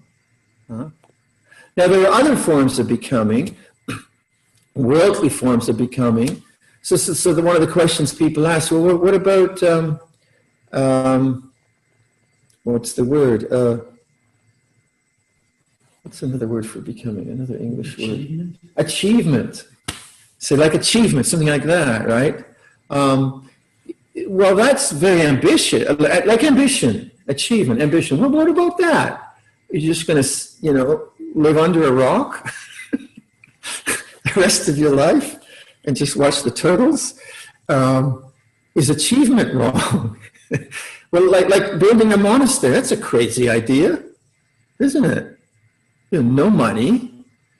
Here in the Northlands of Ontario, well, central Ontario, what a crazy idea. It's very ambitious. It's a very ambitious idea. But the ambition can be from goodness, from responsibility, from I want to put food on my table for the kids so they can go to university. I want to do that for them. That can be very good ambition, right? So then we have vocation and skill and that. So we develop skills and ambitions, so on, but they don't have to be egotistical. So then the vocation that you have in order to take care of your kids, take care of the family, feed the monks, whatever you want, take care of the environment, that vocation becomes your monastery. Your family is your monastery, isn't it? Your livelihood is your monastery. That's where you learn. I learn here, you learn there. And then it can be ambition. Yeah, I'd like to get better skills in being a professor at the university, or better skills at gardening, or that doesn't really matter. And you look on the YouTube and you get better at gardening, or better at woodwork, or better at whatever. So that, the whole becoming thing isn't kind of a recipe for becoming some kind of a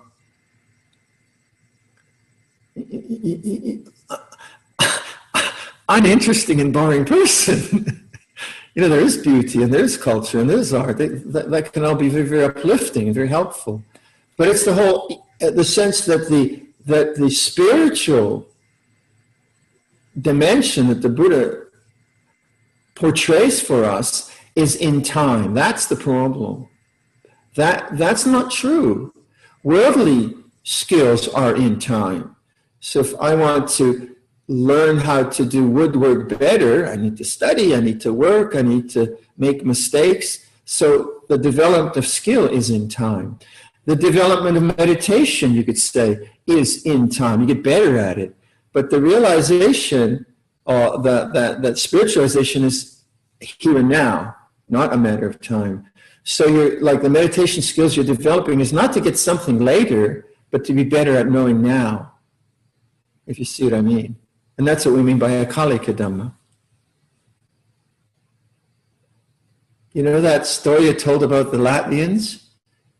The Latvian lady that yelled at us at the Latvian retreat? We're walking, I was thinking of the word which someone gave to me. We're like, when we're doing walking meditation were like ambulatory catatonics.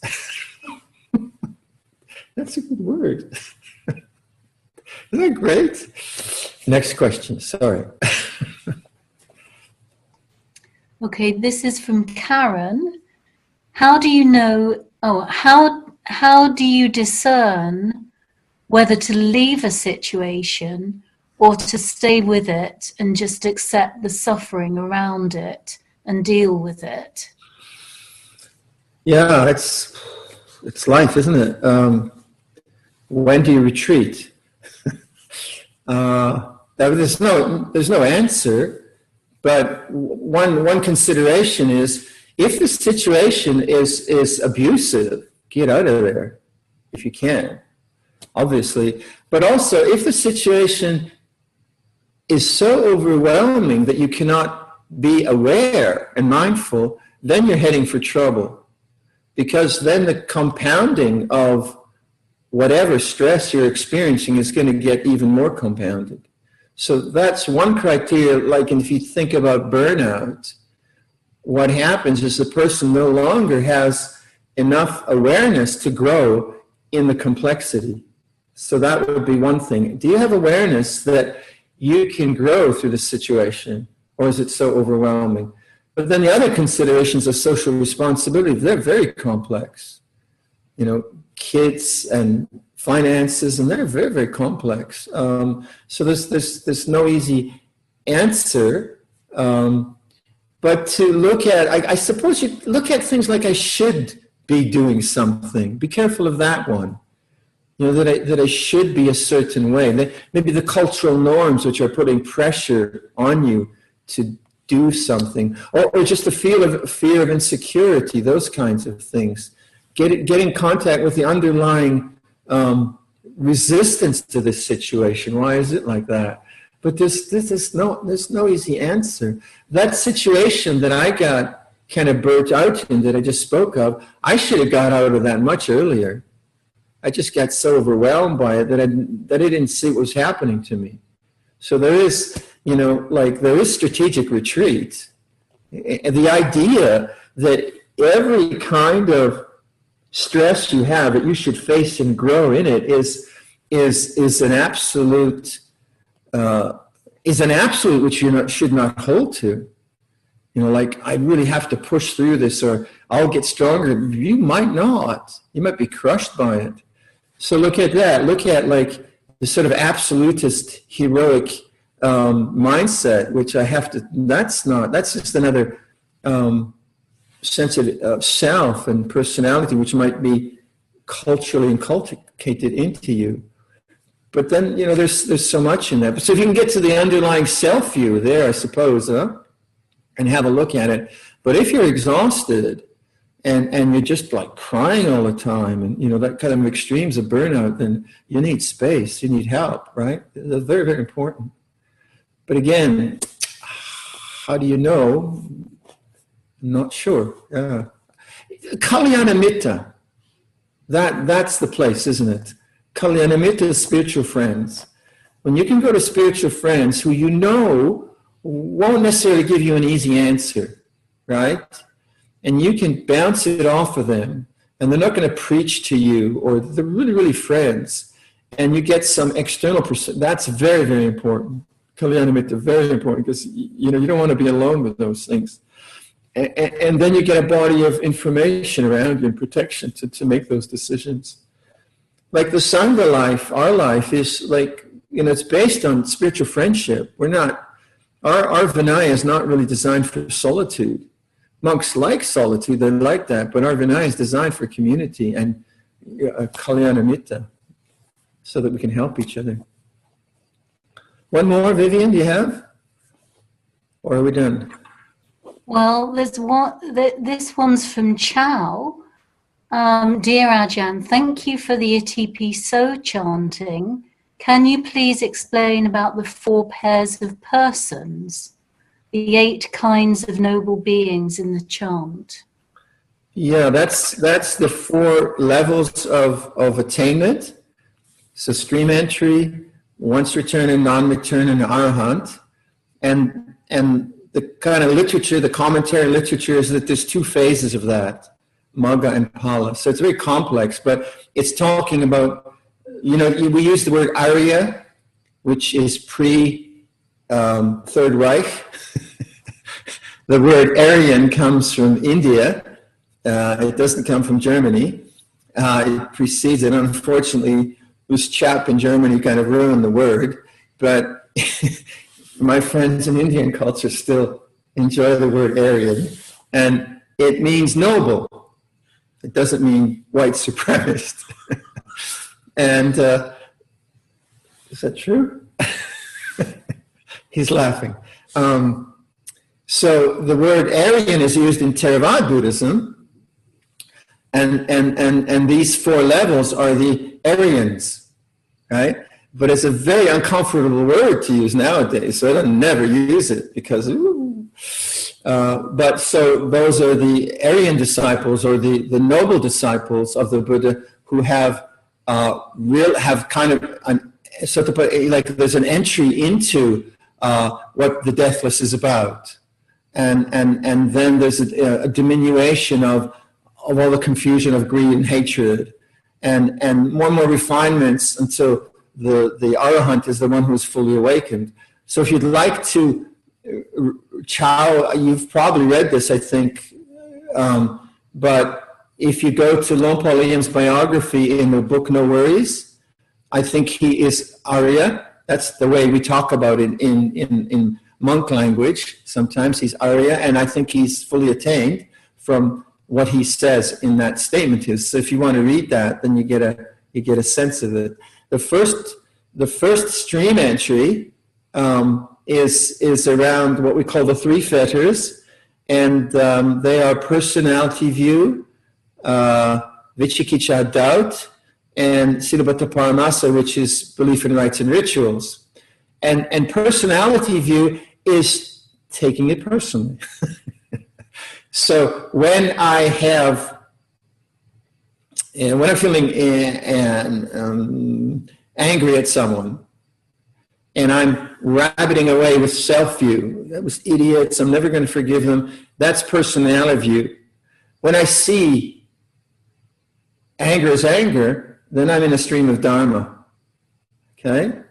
Doubt. When I don't really have faith in awareness, and I just keep going to doubt and trying to figure it out, and I don't have faith in awareness of change, that blocks me, and I'm in the stream of thought all the time, thinking. And if I think my spiritual practice is a time-bound practice, which will then get me enlightened later on, that's a ritual. All rituals and superstitions are about time. I make obeisance to the deity looks out for me in the future. Huh? And one of the superstitions we would have are kind of attachment to a kind of way of practice, and that way of practice will get me something called enlightenment. That's one way of looking at it. So it's not superstitious in the usual way, but it's still bound by time. Let's start with Itipiso. If you get your sheets out, we'll do the chanting 3 times.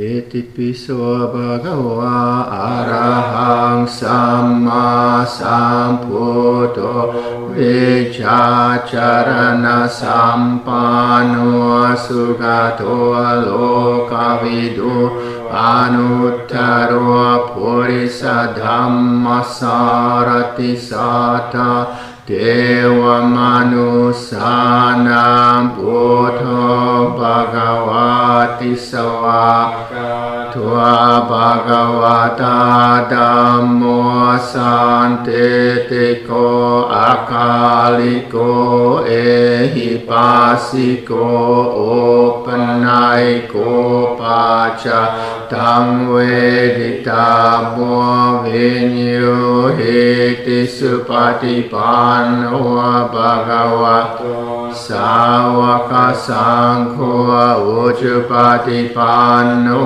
ภะคะวะโตสาวกสังโฆญาณปฏิปันโนภะคะวะโตสาวกสังโฆสามีจิปฏิปันโนภะคะวะโตสาวกสังโฆยะติตาจัตตาริปุริสายุกานิอัตตปุริสปุกลาเอสะภะคะวะโตสาวกสังโฆอาหุเนโยปาหุเนโยตาคิเนโยอัญชลิกรณิโยอนุตตรังปุญญาเกตังโลกาสาติติปิโสภะคะวะอะระหังสัมมาสัมพุทโธ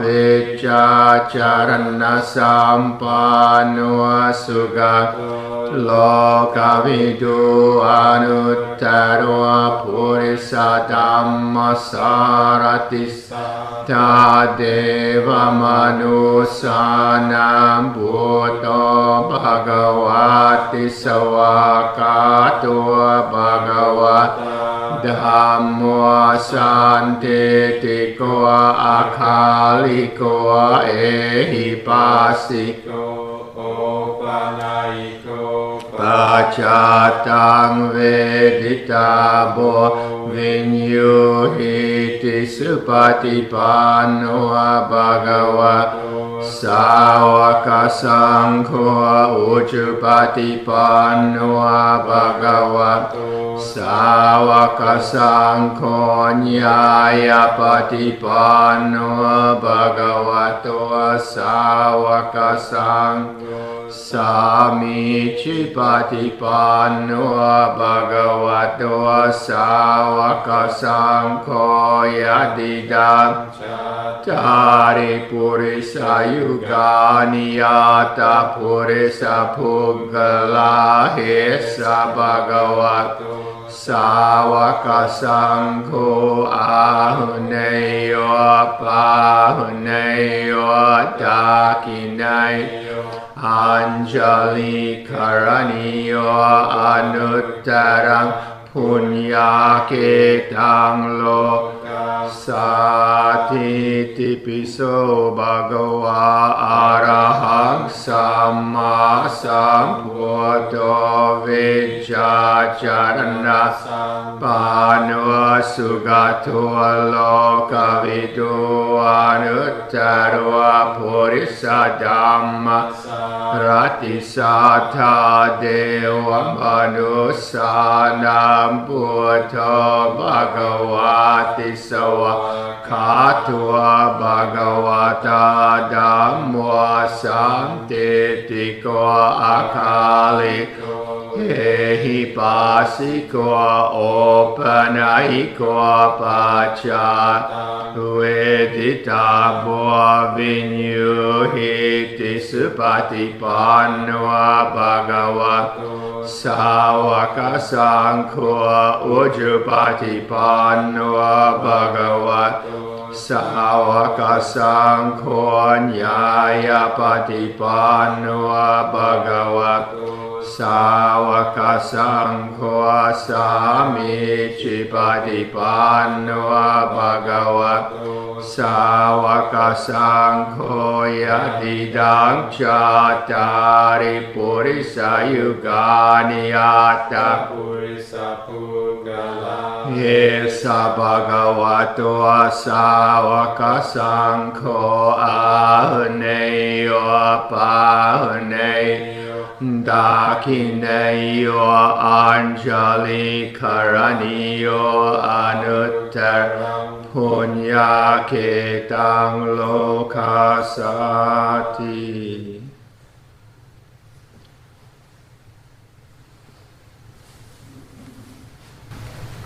All right, let's do the usual meditation then.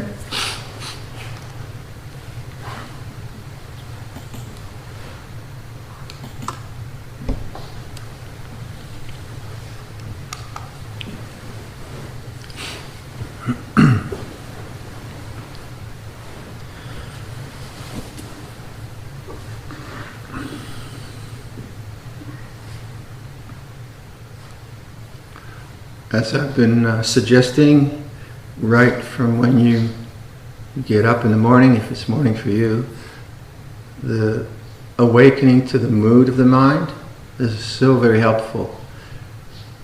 And how quickly the thinking mind starts to create a self and others and the time and the past and the future, and the whole world is born into consciousness through thought, through self, through mood.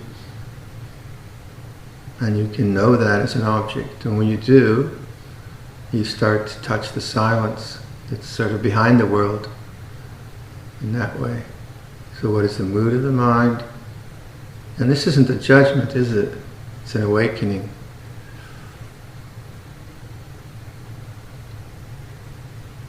And then tuning into silence by listening to whatever sounds are there.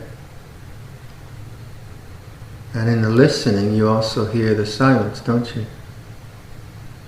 Because you're tuned into the present moment. You know the way things are.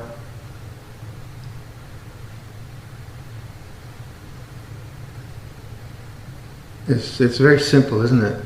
It's the complexity is the habits of thought and becoming and all the rest of it. But the awakening is very, very simple.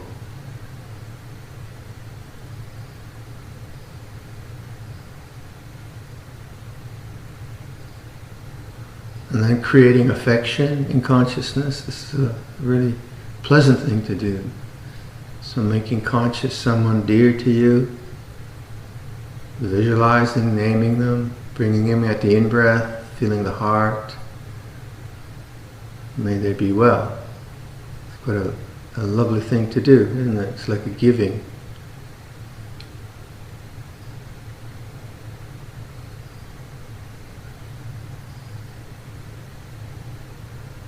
And then you keep tuning into that, to the silence, to the affection, to the gratitude.